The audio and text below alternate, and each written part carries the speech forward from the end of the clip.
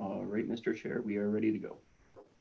Okay, thanks, Rob. Good morning, everyone. This is the Hanover Owen Sound Task Force meeting, December 14th. I'll call the meeting to order.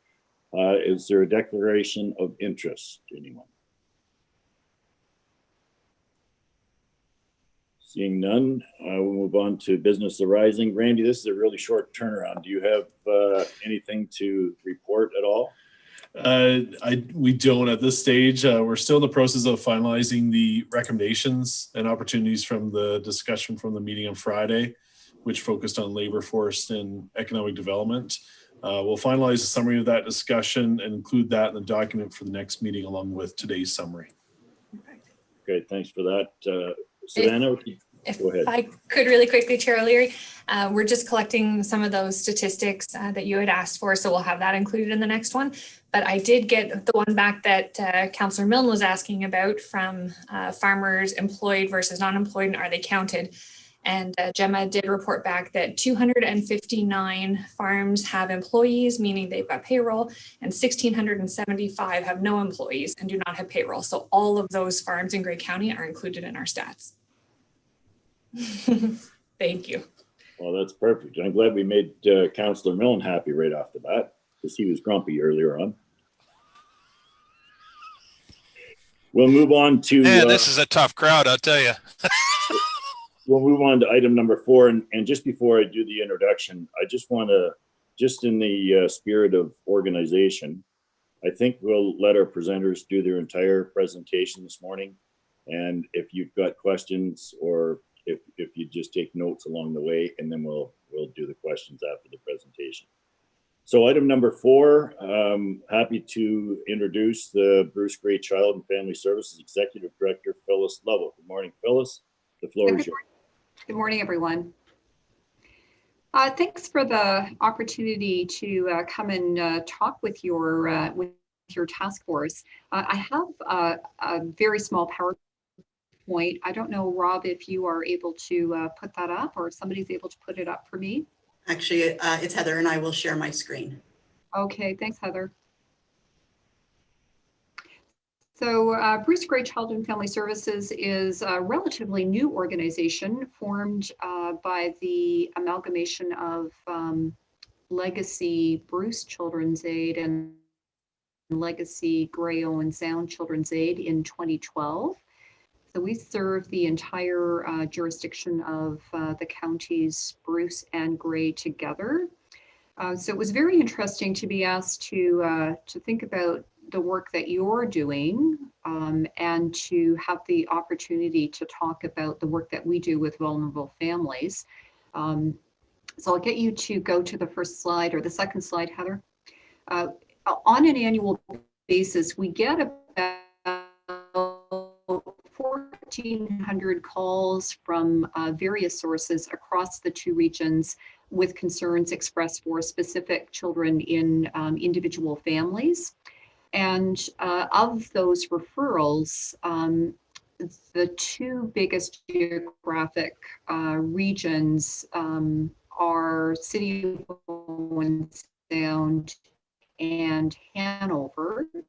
It's probably not a surprise because they're 2 of the most common, and they're 2 areas that tend to have services associated and housing available to vulnerable families. Here at Bruce Grey Child and Family Services, while we serve families for a number of reasons, the top reason, I'm just going to check and make sure people can hear me.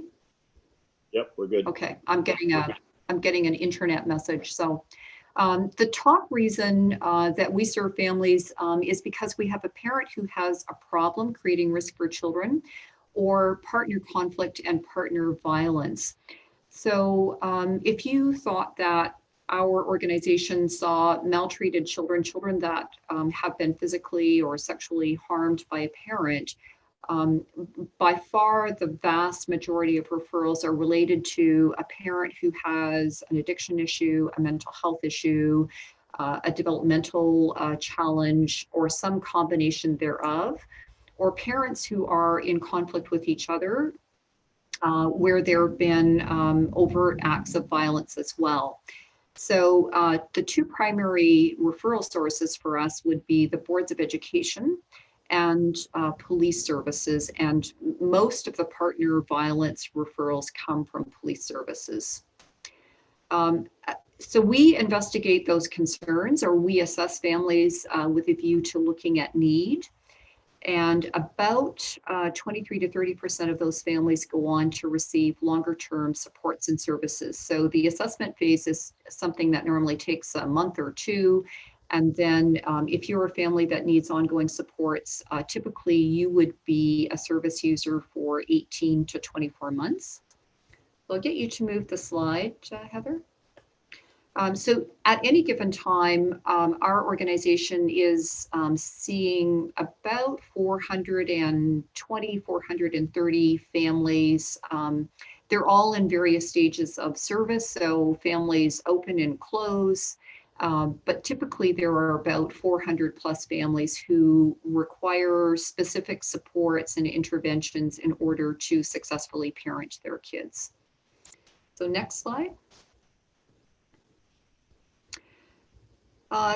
I think many people have a misconception that families who are involved with us are court mandated to do so, and that would not be true. So only about 25% of families that we work with are identified to the court and are subject to a court order. So that leaves 75% of families who are voluntarily involved with us. And of all of the children served, about 98% of kids are served living at home with their families. So they're not children who have an intervention that involves an out-of-home placement. They continue to live with their parents, and we're able to effectively partner with families to see to their safety and their well-being within their family unit. So I've already referenced the low incidence of serious physical and sexual maltreatment, and the bulk of our work is with families who have chronic long-term challenges that they deal with every single day, that they have contingency plans or safety plans in place to deal with. And when children need an out-of-home placement, increasingly we're looking to extended family or a family's kin network to provide a safe alternative. So traditionally, we had a large number of foster parents who are families that are strangers to children that need intervention, who are able to care. But increasingly, rather than place a child with a stranger family, foster family, we're able to place a child with a grandparent or an aunt or an uncle or a family friend who's able to offer safe alternative care. And we also are very committed to providing what's called customary care for Indigenous children. So we serve 2 First Nations in our jurisdiction, and customary care is an agreement with the leaders of an Indigenous community for that community to become the caregiver for children that need intervention. And then members of the community care for these children. They don't come into our care, but we support the families who provide this care financially and through the assessment of safety for the children. So next slide. So why the large number of parents who fall into that category of caregiver with a problem? And I would say that we serve parents, we serve families who've often experienced childhood trauma themselves. So they were raised in families where they did not experience safe care. And that experience in early childhood results in a lifetime challenge around navigating difficult emotional situations and being able to be personally resourceful and resilient when experiencing stress.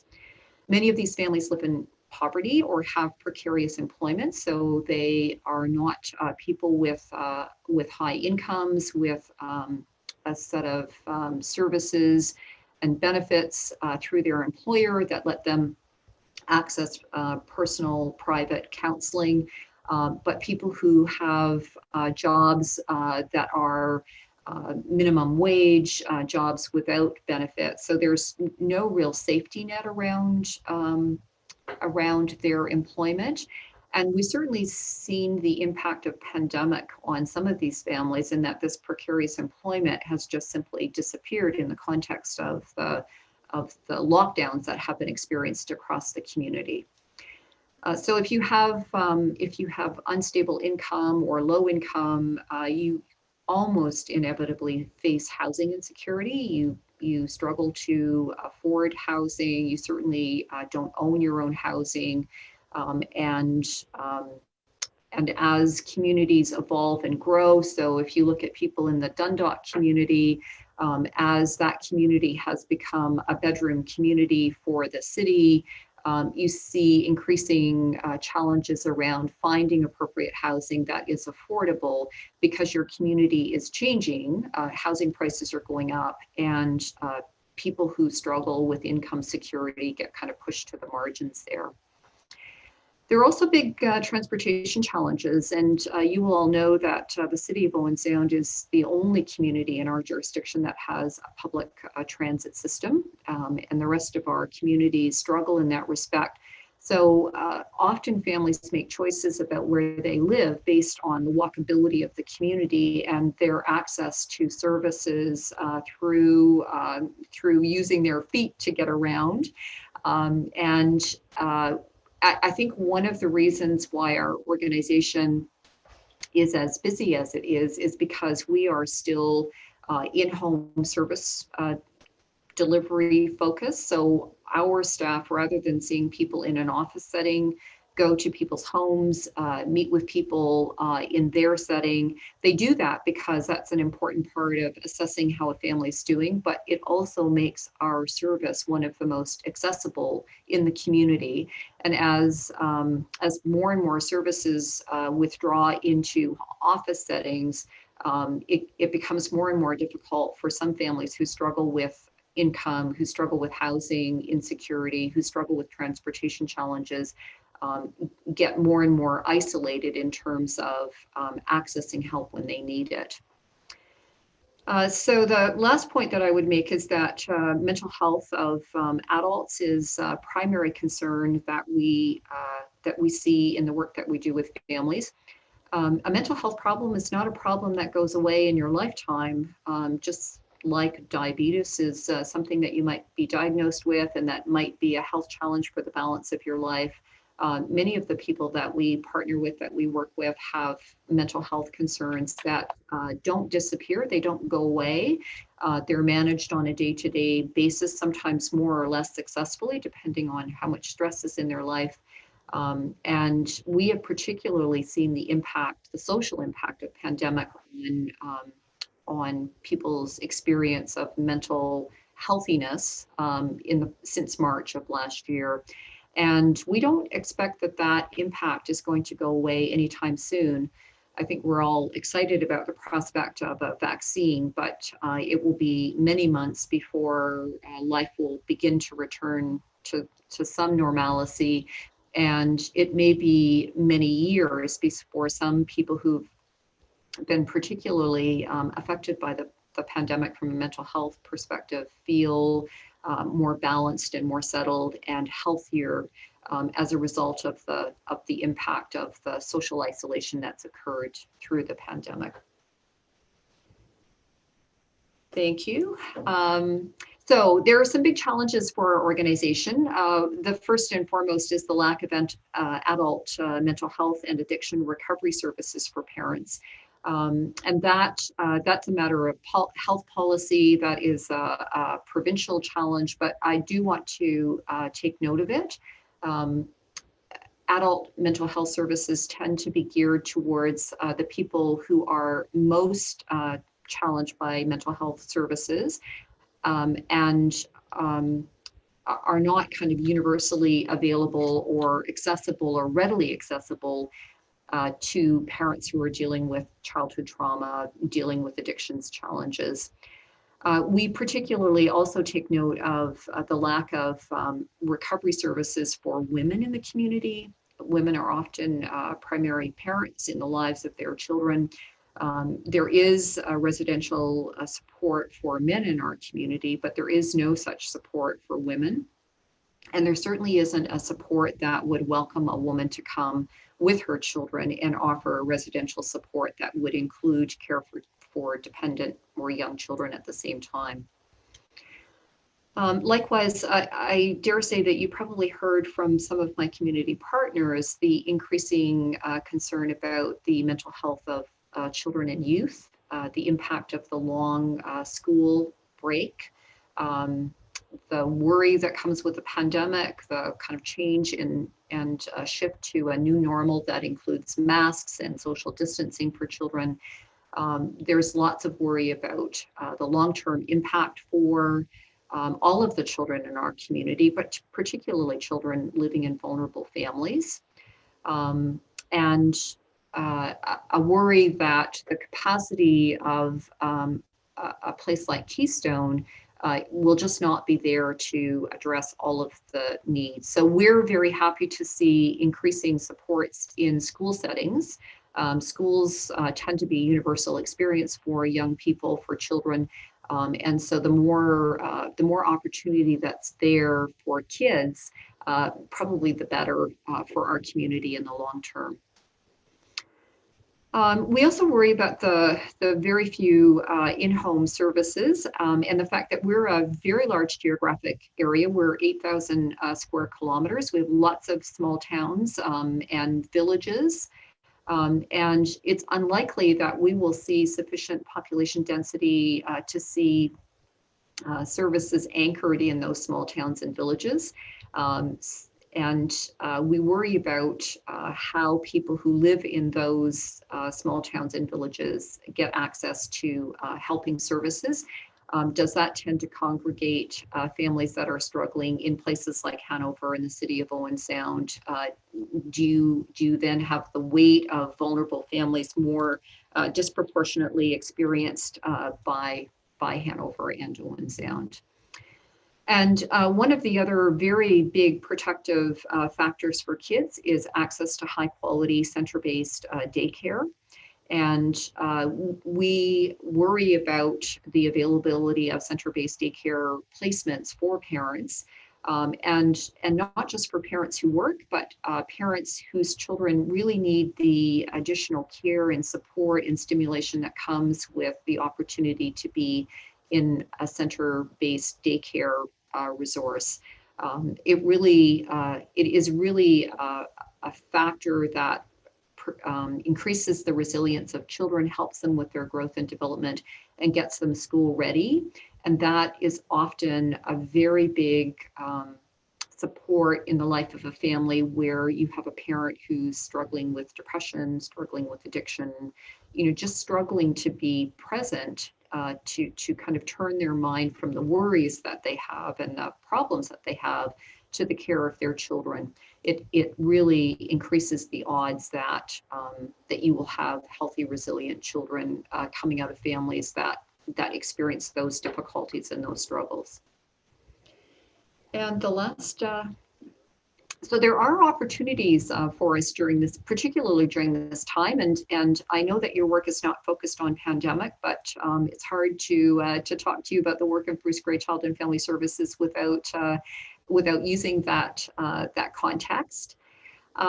We are looking as an organization in our work with families and our work with the networks who surround families to really up the amount of contact that we have with people's social supports, and to see them as to see the social supports as potential supports for specific children that improve their resilience and their ability to grow and develop in a normal, healthy way.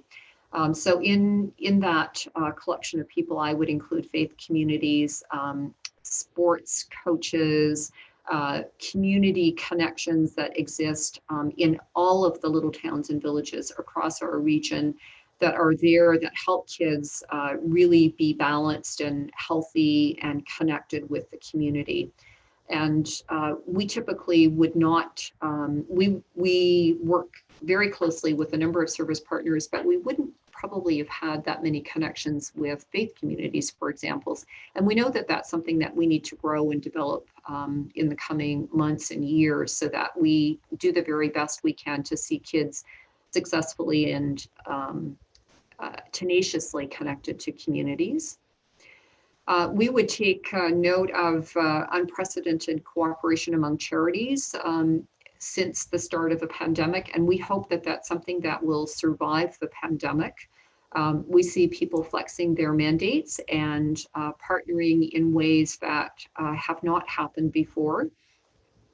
So we see Habitat for Humanity helping food banks and services like OSHARE get food out to people who are in precarious housing, and that is new as of March, and that it just amplifies the capacity of the helping organizations to get their critical work done and to really reach the most vulnerable in our community.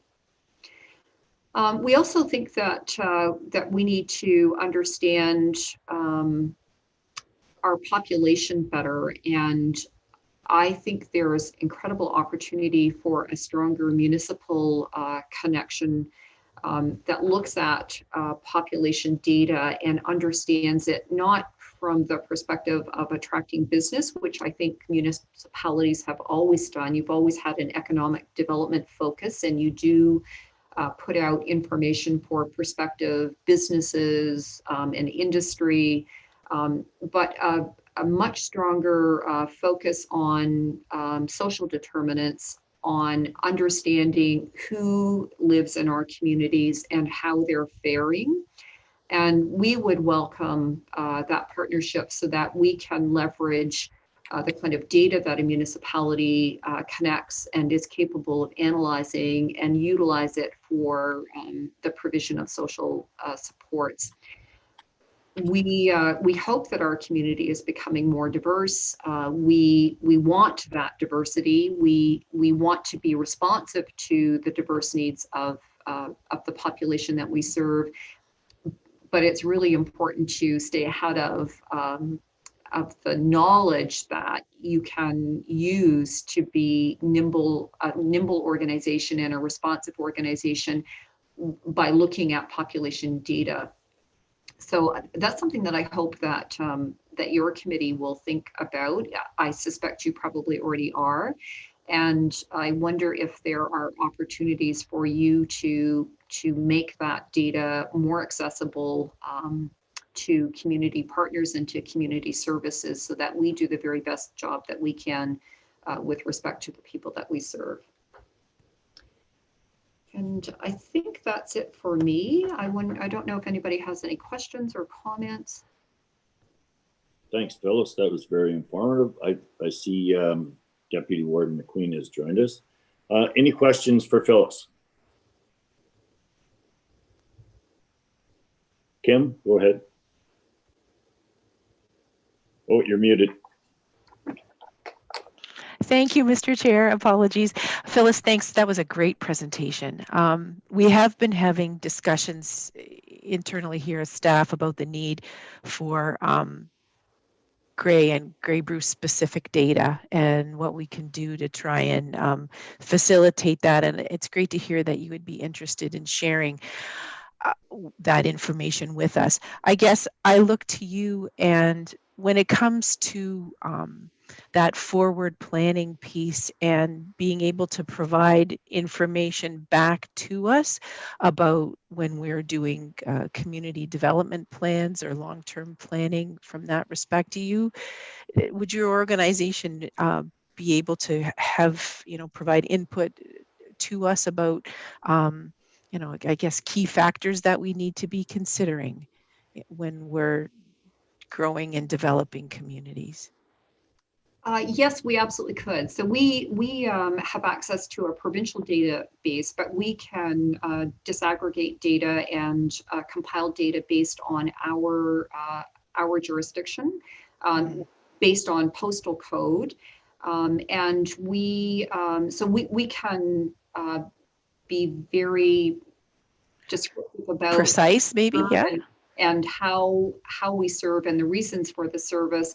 We have data based on the children served. So that is something that we absolutely have to contribute to. Great. A regional approach to data, and think that there's lots of value in putting data together from multiple sources so that we all share a better analysis of the population that And maybe a more complete picture. Yes. Yeah, that's great. Thank you. More questions? Warden Hicks? Thank you, Mr. Chairman. Phyllis, great presentation. Thank you. I'm of late becoming more and more interested in that term childhood trauma. And you had it on your slide, I think it's slide number 3, where you talked about challenges for parents is childhood trauma. And we're hearing at the Board of Health that a majority of adults who are challenged with drug or alcohol dependency, a good majority of those people they know suffered some kind of childhood trauma. So what if anything, should we be doing to address childhood trauma, or perhaps more specifically, fewer children experiencing childhood trauma? So that's a great question, and I think researchers around the world have been really focused on that question, because we understand that an unsafe childhood has an impact that lasts a lifetime. And one of the best ways for me to conceptualize this is the experience of having somebody ask you not what's wrong with you, but what's happened to you, so that the context for understanding adult challenges is that they have their roots in an unsafe childhood, which takes a lot of stigma away from somebody who experiences an addiction problem and feels like a failure. So a safe childhood is the most important path forward. Hence my reference to center-based daycares, because a safe school setting, a safe daycare setting is one of the best ways of creating resilience in childhood. A place where a child feels affirmed, safe, well cared for, is encouraged, can really go a long way to helping a child whose family is perhaps not doing its very best still feel valuable, cared for, encouraged, and stimulated to be the very best that they can be. I also think that we need to see more services in the community that help the adults who are currently experiencing the impact of an unsafe childhood gain some perspective and equip themselves with a lifetime of supports that will help them do the very best that they can. And for people caught in the cycle of addiction, that really, we really do need solid treatment supports that help individuals develop a recovery plan that they can work and that their families can help them with. And there just simply isn't enough services in the community to address all the need that is there. We see increasing number of opioid deaths, and our organization works with families who have experienced recent deaths because of the opioid crisis. We see the most negative consequences of the experience of childhood trauma. And these are all people, every single person that's died in the past 2 or 3 months from an opioid death are all people who could be supported to be in recovery. They're not people who are hopelessly locked in addiction.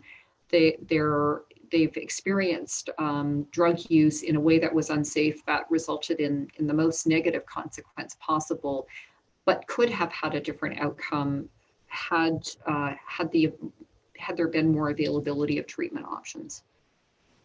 Thank you. Mr. Chairman, if I might, Sure. there was a graph that you showed on slide number 3 which represented high, low, and average. High, low, and average what? Number of families that are open to our organization for ongoing services. So this is the typical number of families that need support and intervention in order to provide safe care to their children.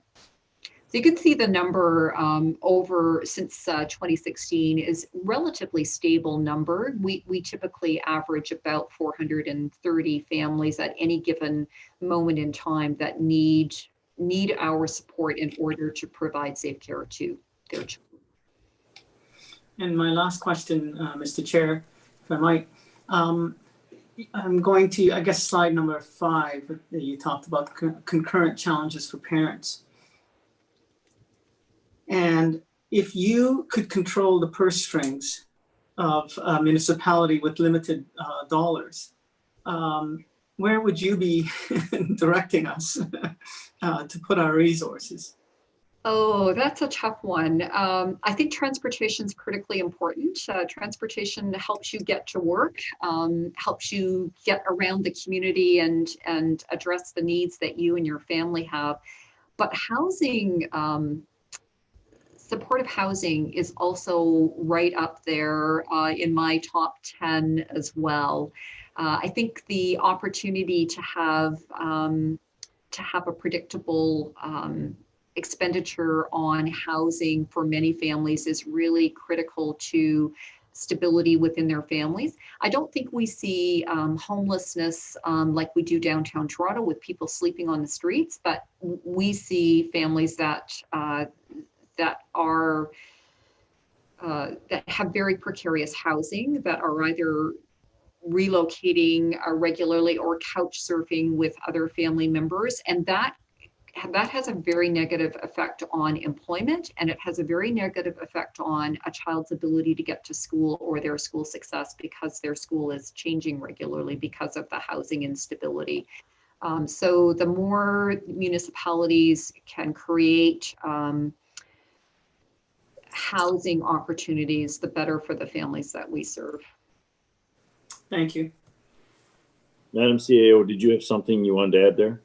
I thought you had your hand up. Just another quick question, if I may.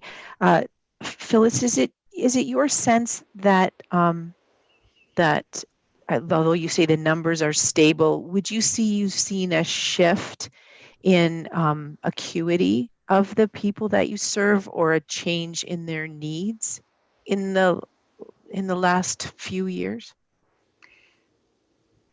Certainly, post-pandemic, we see the impact of the stress of the pandemic on people's mental health, and we see adults increasingly acknowledging that they are near incapacitated by their mental health condition, their depression or their anxiety.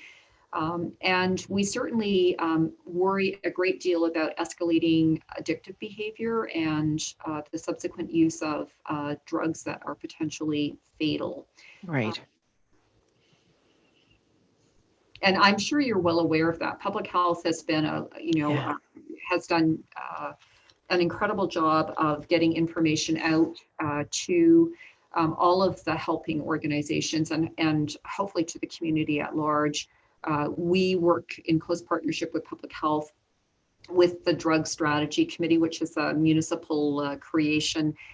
Those are all really important places to talk about these challenges, and that that caregiver with a problem challenge is one that that is the bulk of our work here at Bruce Gray Child and Family Services. And I haven't talked about the use of alcohol as a drug of choice, but that is also regionally Mhm. sometimes the preferred drug of choice for people can have a terribly negative impact on family functioning as well.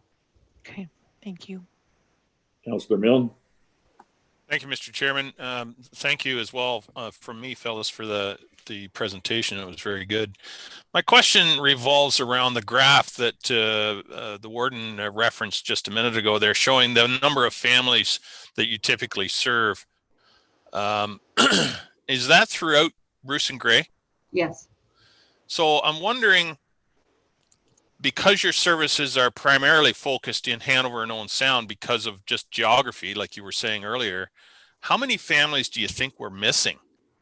Like, are there, I'm sure there are other families out there that would like to take advantage of your services or could, but just can't because of the various challenges that were outlined in another slide. How many do you think we're missing? Or you're missing, rather? Yeah, that's such a difficult question to answer. I think the population that we worry about the most, that may be underrepresented in our numbers, is the population of children 0 to age 4. So they're preschool, they're invisible at home. They're not the children that can dial 911 if a parent's unconscious on the floor. And we see, when we look at who comes into care or needs a court intervention or an admission intervention, the population that is most at risk is that 0 to 4 population. And almost always the challenge is the presence of an addiction problem and a very young child who has no physical or cognitive ability to take protective action. So I fear that they're underrepresented in our number, and that they are the unseen victims of poor care or maltreatment because they are not there in the general population being seen, and the need is not taken note of by somebody who can pick up the phone and call us and say, you ought to have a look at how this family's doing because we're concerned that things are not good for the children. Right, right. Okay, thank you very much. And thank you indeed for the work you do there. It's so valuable. Thank you. Appreciate that. Thank you. Okay, Deputy Warden McQueen, you had a question? Yes, thank you, Mr. Chair. And I guess my question is focused around nutrition. And I know quite a few years back now, a lot of the schools offer the breakfast program for children. And I just wondered if, I know if we're not getting proper nutrition or even having food to be able to eat, it affects a lot of other parts of our middle state and everything. I don't know if you have any comments with regards to that. The school-based nutrition programs are a lifeline to the families that we serve. And one of the things we worried about the most in March was what's happening to the kids who normally had breakfast at school. And schools are amazing places, and they tend to be able to figure things out for kids. Often those kids didn't just get breakfast at school, but they ate their lunch there too, and it came out of the breakfast food. We had staff who, during the lockdown part of the pandemic, were not essential. They were not delivering an essential service. So we had staff go to other community partners, including the United Way, to get that breakfast program food out to families. And because my staff travel across the entire region, we were very able to be the deliverable, the people who delivered that food to the various towns and villages across the region. They are lifeline. They need to be in place. And it was a sobering experience to have school shut down and realize that created a big gap for kids. So I can't tell you how much we value that service and how much of a lifeline schools are in the lives of kids. I'm sure that you know that as caring adults, as municipal leaders. They are really one of the places where a kid whose family is struggling often gets the adult attention and the practical things like food to kind of make do. Yeah, and just following up with that, I know a lot of volunteers, a lot of parents, and that helps support that, and that's very good for our community and that part. And I know we all, if we have an empty stomach, we can't focus the same as if we have, food in our stomach. Is there a possibility though for good food and we've talked a bit about this at our local municipality about the ability to grow your own food and community gardens and that type of thing. Do you have any ideas to share on that? Because I know we're talking about creating that opportunity through our budget process here. And, so, I mean, you can only live so long on craft dinner. So the ability to grow food, especially in the summer months, to have that, and I know they're even doing it in the north, looking at ways of how you can grow your own food with certain varieties and certain changes to our type of food to grow. You can grow in certain climates. So I just wondered if you have any comments around the community garden aspect. Well, just a personal vote in favor of, as a gardener myself, I think that there's something, incredibly wonderful and healthy about growing your own food and having the experience of being successful at, seeing tomatoes ripen. I think the kind of leadership from municipalities around encouraging community gardens, the kind of involvement from places like faith communities in food security, are really incredible models and very achievable projects, I think. So that opportunity will absolutely enhance the lives of the people we serve.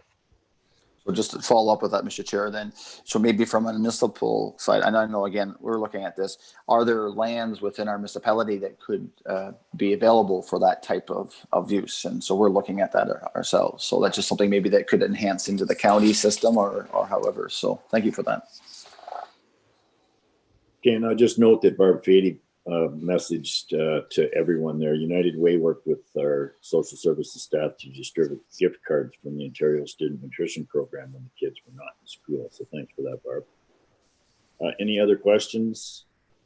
I have a couple for you, Phyllis, if that's okay. You talked about the children that have been placed with aunts and uncles to give them like a familiar surrounding.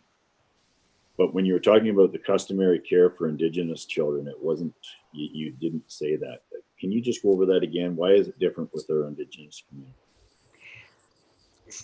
So without a lengthy history lesson, I think it's fair to say that Indigenous communities have experienced child welfare services as intrusive and oppressive. We've seen a disproportionate number of Indigenous children admitted to care. Often we can't resource them in an Indigenous home, and so they're in stranger care, but they're also in care of a family that isn't a cultural match for them. And customary care is really different because it's a form of care that places an Indigenous child in the care of their community, not a child welfare organization. So these kids don't come into stranger care, don't come into our foster care system. We look for a family in their own community that can provide safe care. We support the nation, the leaders of the nation, the administration of the nation, with the same financial support that would go to the care of a foster child, but the nation shares that care stipend with the caregiving family. So these are not kids in our care. They don't factor into our care count. They are in the care of their nation, and they're culturally matched, and often with their kin, with their aunties or uncles or extended family within the nation. So it's a very different approach to care for Indigenous children that really recognizes the historical harm that happened through policy, through adoption of Indigenous children by non-Indigenous families, etc. Well, that was rather sad, but good for us all to get a better understanding of what goes on there. You just touched on Keystone for a second or two. Can you just elaborate a little bit on what Keystone does? And I don't know what the vacancy is like there either. If you could just talk about that. So Keystone is our children's mental health community partner. We work in close association with that organization.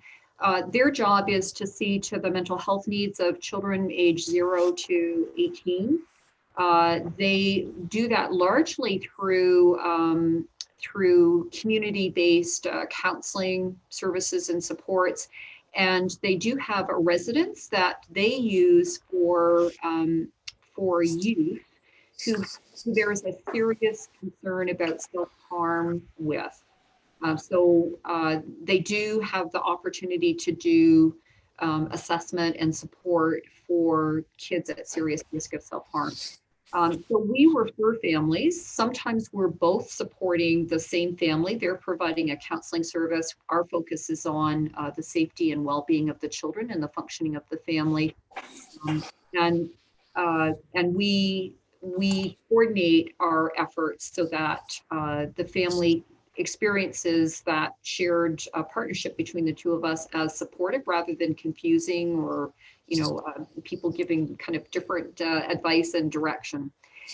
We also have the same partnership with Canadian Mental Health too. So the adult service providers are really important aspects in the lives of some of the families that we serve.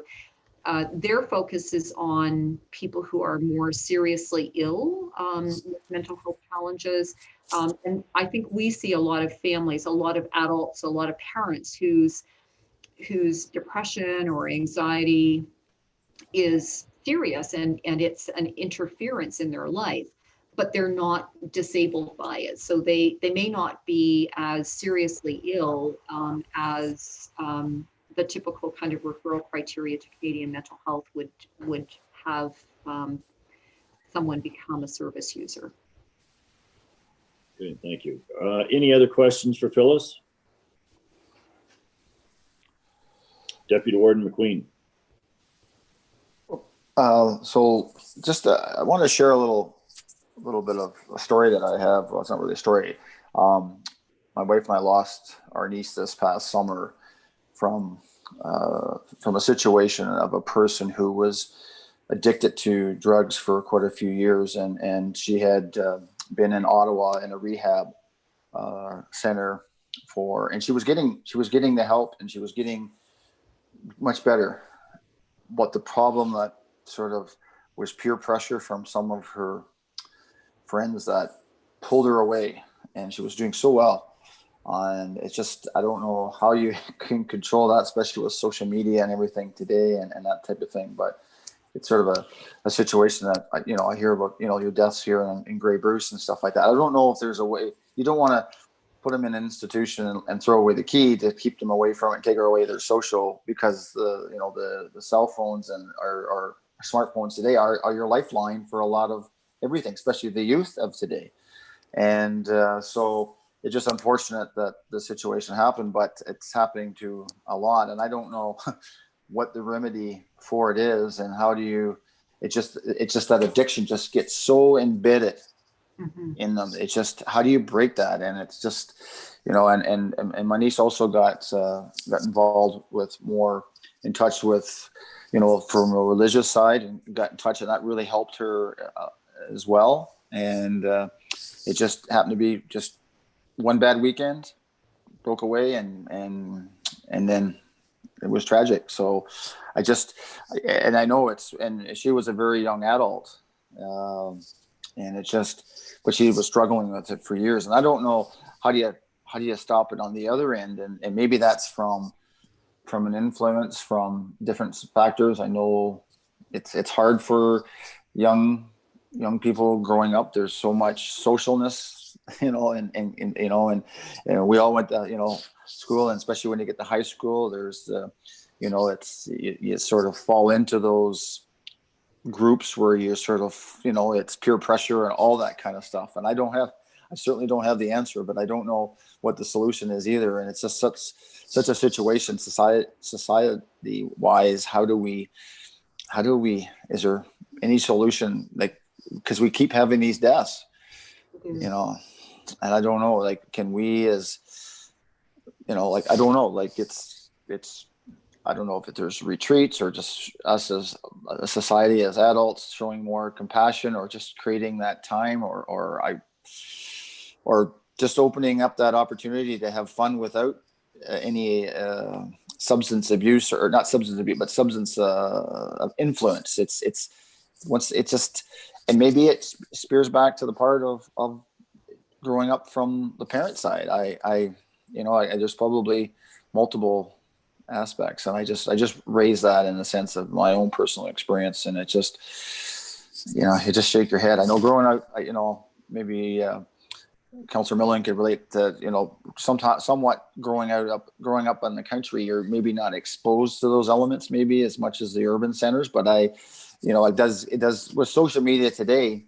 It's just, all the social things are all connected. Everybody's so connected today. It's even more, anyway, I'll maybe stop at that. I just wanted to share, and just, going forward, how can we make a difference? I guess that's the big question, right?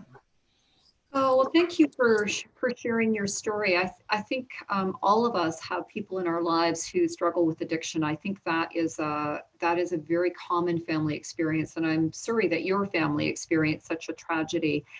We understand addiction as you are in recovery, but your struggle is lifelong. It doesn't disappear, and people who are in recovery work hard every single day to stay in recovery. And I know, public health's best advice for people who've been in recovery is for people to be really mindful that relapse happens, and to be extremely cautious with a relapse, with a decision to use again, around quantity and the safety of that experience, because sadly your niece is probably more vulnerable than people who are using every single day, because that sensitivity to the drug is heightened. That's the challenge in 2020. Gray and Bruce, before, our drug of choice was alcohol. It takes several decades to die of alcoholism. I don't mean that disrespectfully. It's a drug that has a long-term impact that is ultimately health challenging, but the drug of choice that we see most often in the families that we serve are things like opioid or crystal meth. And the experience of health challenges related to drug use like that is much more immediate and much, much more risky. And it's very easy to have a situation where you don't intend to overuse, but that is in fact your experience. And so making families hyper aware of the risks and encouraging and supportive of recovery, but expecting relapse and ready to help somebody even when they're relapsing.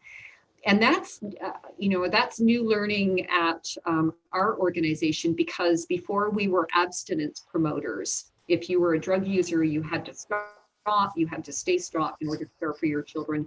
And our practice now would be to say to a family, this is a serious problem. It's very risky to care for an infant or a toddler when you're using. So other people have to step in and help. So grandparents, aunties, uncles have to be there ready to assist. But we also need you to assist the drug using person, to remind them about use post recovery, to see to their well-being, to encourage them not to use alone, to do those practical things that before felt like we were enabling the drug use, as opposed to understanding that our job was to help the person who was using stay safe, even when they were in a period of relapse, because they could enter recovery again, and they were still somebody's daughter, they're still somebody's mom, they're still somebody's loved person.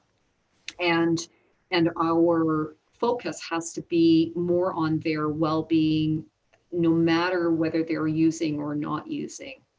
And that's really tough. And staying in recovery, staying continuously in recovery, we know from the research is not most people's experience. Yet long-term recovery is very possible if people feel supported and understood. And part of that is attending to the childhood trauma that might make somebody particularly vulnerable to drug or alcohol use and misuse over the long term. Thank you. Okay, we're going to leave it there. Phyllis, thank you very much for your presentation. Very educational, and most of all, thank you for what you do. And thanks for sharing. Thanks very much. I'll share your appreciation with my staff group. Bye-bye. Thanks. Bye-bye. And thanks, Paul, for sharing that story. That's a tough one as well. Okay, we'll move on to item number 5, Council on Aging actively engaging with seniors, and Vice Chair and very familiar face, former City Councilor Jan Chamberlain. Good morning, Jan. Welcome. Thank you, everybody, and welcome. And boy, did I ever appreciate that conversation. And I'm going to start probably more from grassroots than anything. Can everybody hear me okay? Because I think I thought I did. Okay.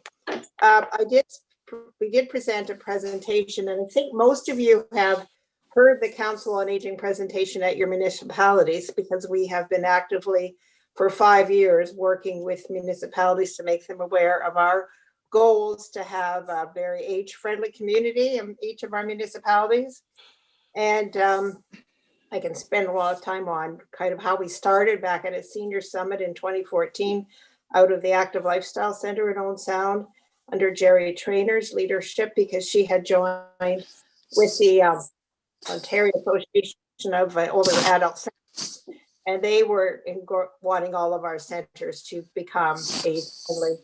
So we decided to come at it by being a Council on Aging, and with that, we then wanted to have representatives on our council from each municipality. So the idea was that each municipality would have a seniors advisory committee, and a person from their committees would come to our council, and we meet once a month, and we discuss the issues that seniors are having in their communities. So when I said about grassroots there, I just wanted you to know I've been also attending the Healthy Communities Network table for over 10 years, and I'm on the Owen Sound Nonprofit Housing Board. And those things, along with a bit of a background in children's aid with Phyllis, I'm pretty aware of the community in Grey and Bruce from what's going on. And with the seniors, through this COVID, I've been asked several times what's going on. And, you know, we almost came to a standstill because the seniors were very scared.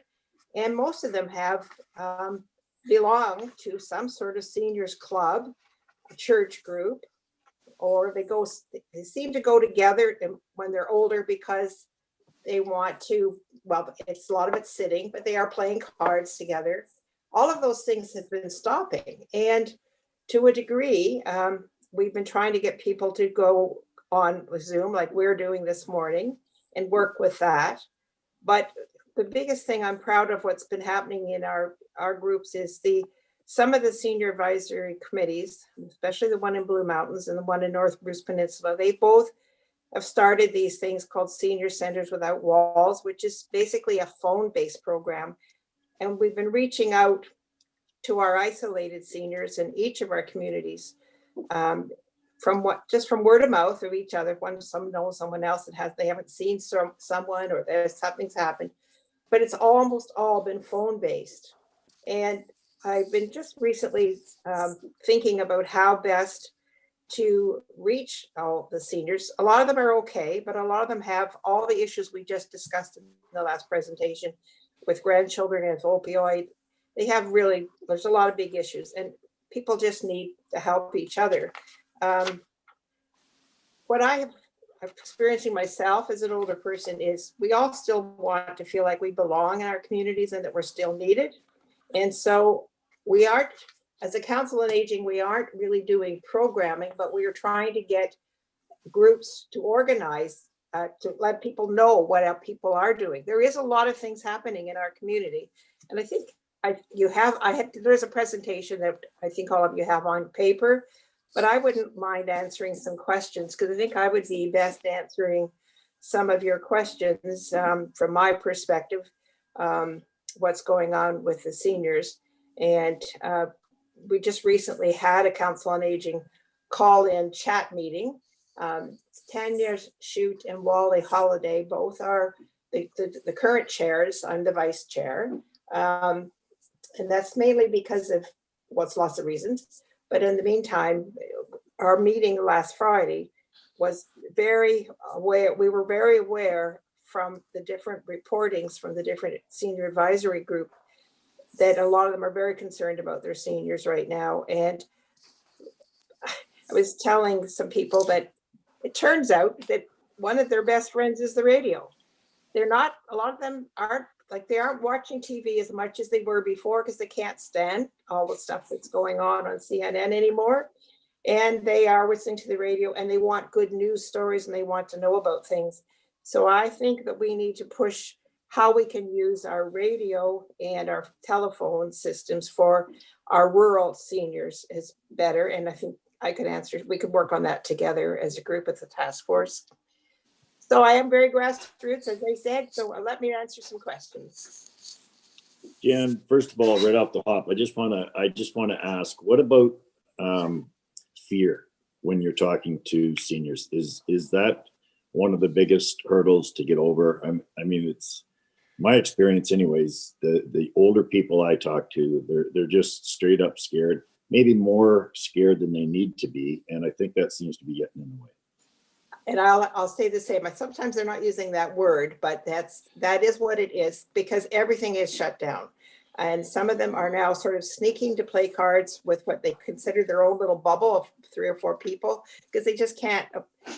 They're missing their card games. It's bridge, it's euchre, and they're going to people's homes now, and they know they're not supposed to do it, so they feel like they're being rebels. But they just need contact, and you know the way that Phyllis was talking about the kids when they were out of the school. So many of them were trying to see their grandchildren, and some of them, you know, the United Way did organize for people to be able to get iPads through the library. And we were encouraging people to do that so they could at least be on FaceTime and see their grandchildren. So it is fear, but it's coming out in losses. Like what they're expressing to me is what they can't do. And I think so, but that is fear, because that's why they can't do it. So if that helps you a little bit, Brian, that is the big thing. Mm-hmm. Okay, and I don't know, I don't see any hands yet, but I did have one more question. Has there been any, you know, when my mother was at Lee Manor, I used to, well, had a lot to do with my love of old-fashioned, old country music, but they'd have somebody come in and with the guitar and play the old-time music. Those are some of the things that you could do on Zoom. Is that happening with the seniors? Yeah, that's what's happening with the Senior Centers Without Walls. And they have agendas, WhatsApp, a calendar, and you call in by phone and you listen. So you're not actually seeing the person, but you're hearing them. And yes, they're doing great presentations with the Alzheimer's Societies. Sandra Hong's been doing several Senior Center Without Walls presentations, and music. So they're doing music trivia. Like they'll start a song and they'll say, "Who knows this song?" And the next thing you know, they're all singing on their phones. So that's becoming really an important thing, and we'd like to continue that. But by getting more information, it's the communication of that happening, because we need lots of that happening in the next little while. So we want to push that through the radio programs and let people know. You know, if you just watch what happens when Bill Murdoch's on, we've got people like that is their lifeline to communication. And we need a whole bunch of different lines. This is what we need.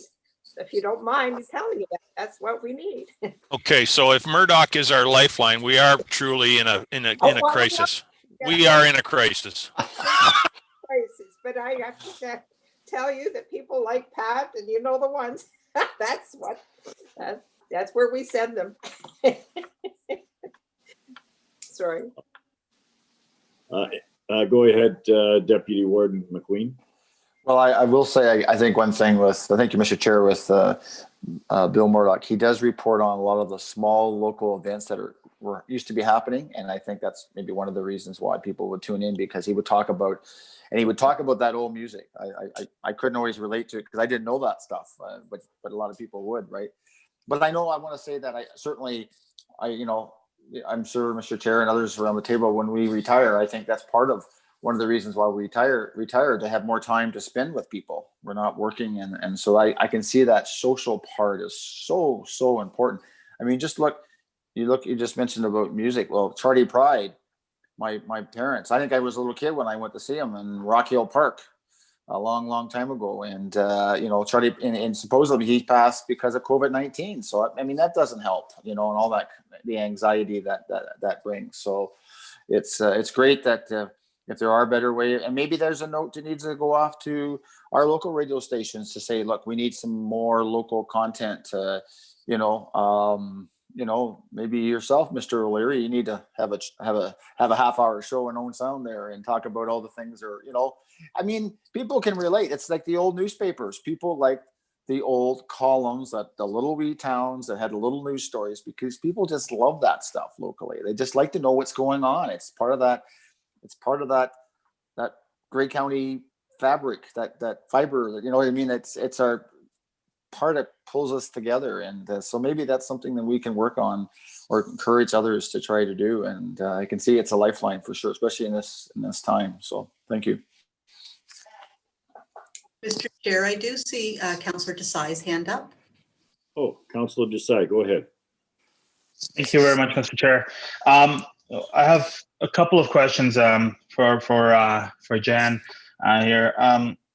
One of the things that we hear a lot is that we will never really know the true toll of the pandemic, because we just don't have a way to measure how it affects mental health, and it's happening to people of every age. I would imagine it's more pronounced for seniors, because due to mobility issues and other issues, they had limited social interactions to start with, and the pandemic has really, for those who had little social interaction, they're now left with no social interaction. So in your conversations with seniors, has that come to light?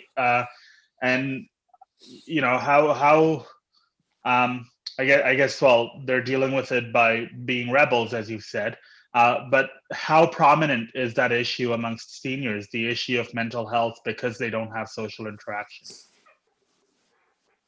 Very thankful. And another thing, they won't use that word very much. They don't like using mental health. They like using that they're stressed. I've been hearing that more and more, and that they can't stand it. They'll say, can't stand this. And they're angry, but that's the outward act, what it sounds like. But of course, anger is the second feeling. What's really in front of that is the fear. And they are not going. And Christmas has been a tricky one. It is hard to measure this, but I do think there are a lot of really good stories, and people are kind. There are a lot of kindness is happening, and we could stress some of that. The churches who have put their online programs and who are mailing out their services to people, I'm hearing a lot of really nice things. I've started walking at the Bayshore again, just because the way that got restarted by a senior who really felt that they needed to walk, and even with the beds there. And Dr. Era has agreed that most seniors need to be out and being active. So that's where I hear it. I hope I'm answering your question okay, but how to really measure it, I don't know. I see I'm grassroots, so it would have to be under all these people that are keeping track of all their data, their stats, and your committee will likely be doing that. Thank you for that. And so that does answer my question. It is coming up in conversations with seniors, and I do appreciate that. The other idea that you've mentioned that I really liked is around good news. They want to hear good news, and I think that's true for almost any age group. Just to give everyone an idea of how big of a nerd I've been for as long as I've been a nerd, in high school, I had this idea that we could get kids more involved in current affairs if we had an hour of just good news. my idea at the time was also SpongeBob and Patrick Star would read the news to them instead of, old farts. But I think every generation wants that positive news. They want to know that things are okay in the world. There's definitely bad things that are happening.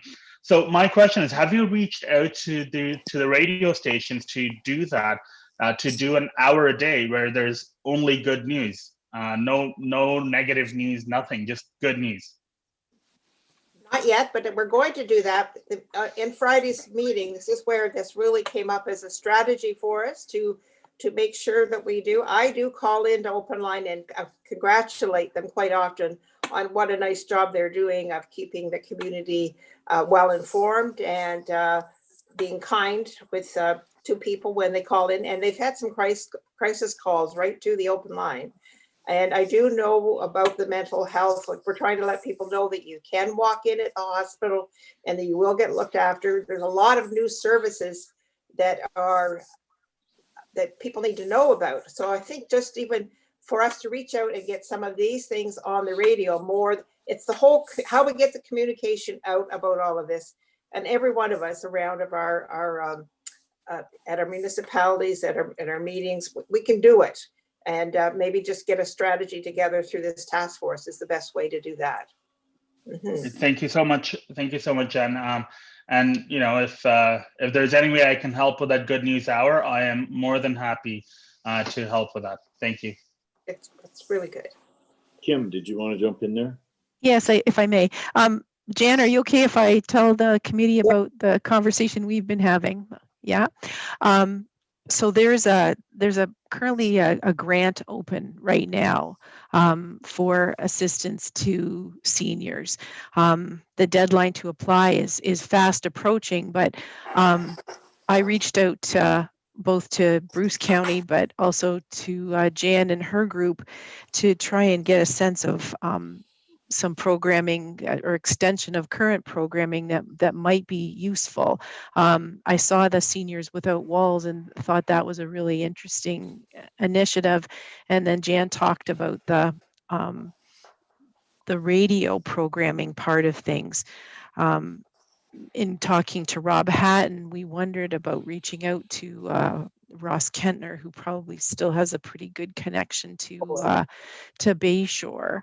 And if the Bayshore network is really one that has still a really broad reach that most people can, no matter where they lived in the county, would be able to tune into that. So we are looking into it to see if there's some more things that we can. The grant amount is $60,000, but we may be able to do something with that. Sure. I am most pleased about that conversation we've been having, Kim. And Ross's voice is so wonderful and so well known. He's told stories about the area for so long. It'd be nice if he could be part of the voice of telling some of these things. Mm-hmm. Thanks. Mr. Chair, what's the name of that grant, Kim? I will text it to everyone. I'm just going to find the paper on my desk. Something to do with community inclusiveness or something like that. That's right. Inclusive Communities Grant, I think it's called. Yeah, it's the Ministry for Seniors and Accessibility, and it's the Inclusive Community Grant. Mm-hmm. So Jan, here's a dangerous question. There's 5 of us here.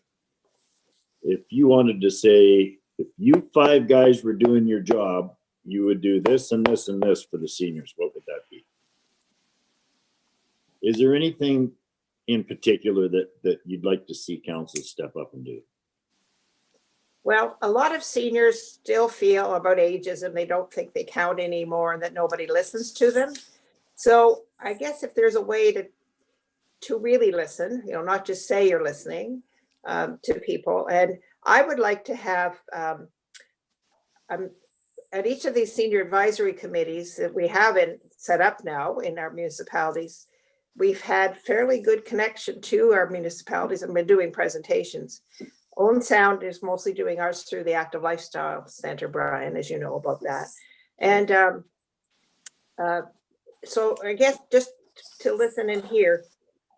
When I first got involved with all of this, I did think that there was I didn't listen to seniors myself, to be quite honest, when I got involved, because it seemed like it was broken records about what they thought they still needed.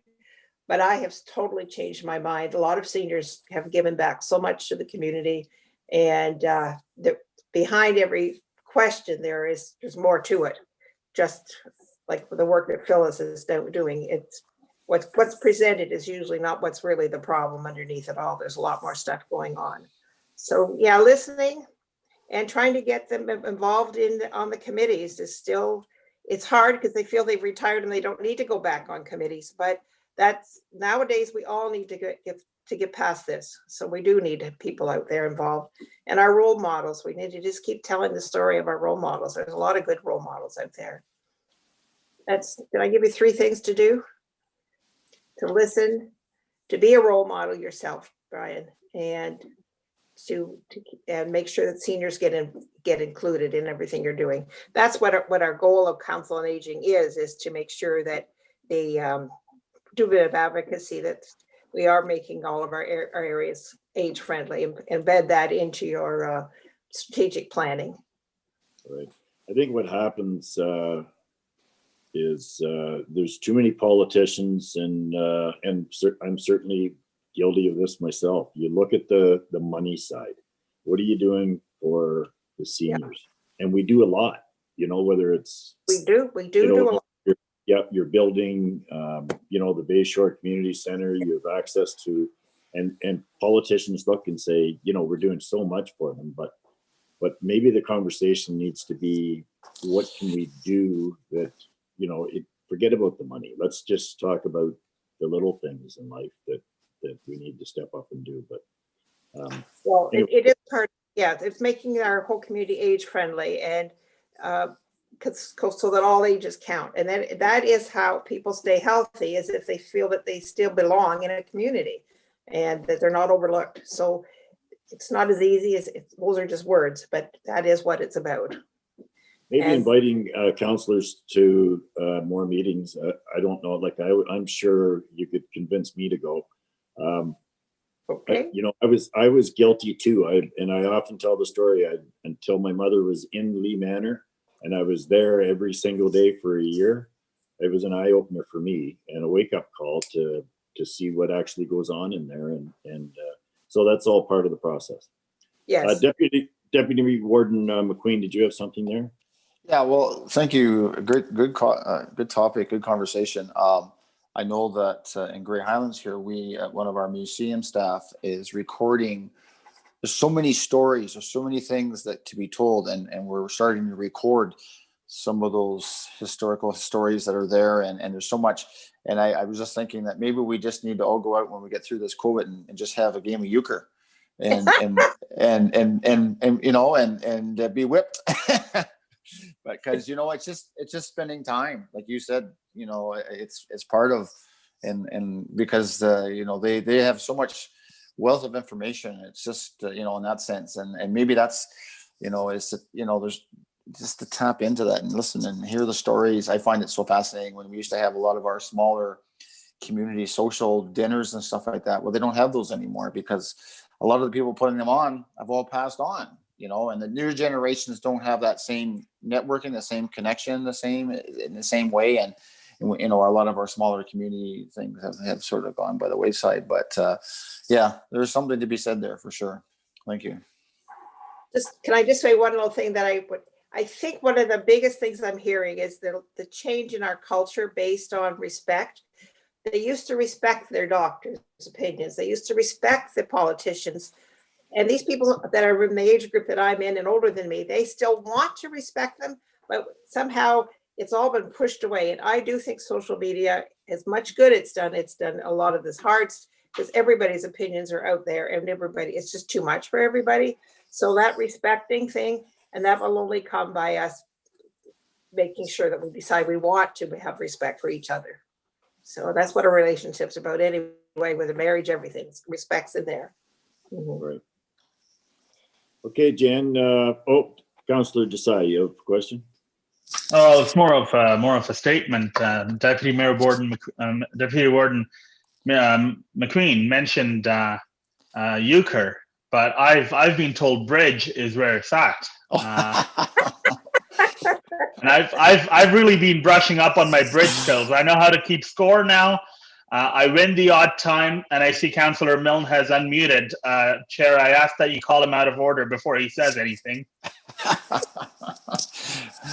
I was just going to offer that the game of Lost Air is, and maybe nobody's aware of that, but Lost Air is a game that my aunts and uncles and grandparents used to play quite a bit, and I have played it, but I'm certainly not an expert. But you know, the generations have different things that they identify with, and that would be one that my seniors would definitely generate or connect with.